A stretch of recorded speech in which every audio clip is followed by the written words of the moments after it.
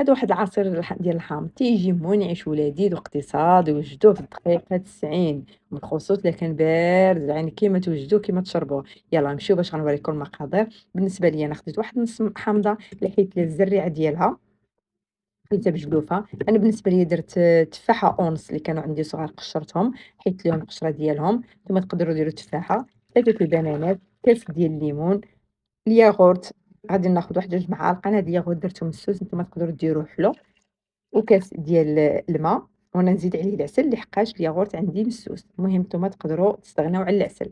صافي وغادي نزيد عليهم مكعبات ديال الثلج اللي هما اللي ضروريين أنه تيخطروا لينا ولكن خاصنا نشربوه وهو بارد، يعني في اللحظة لأننا دخلناه خاصنا نشربوه.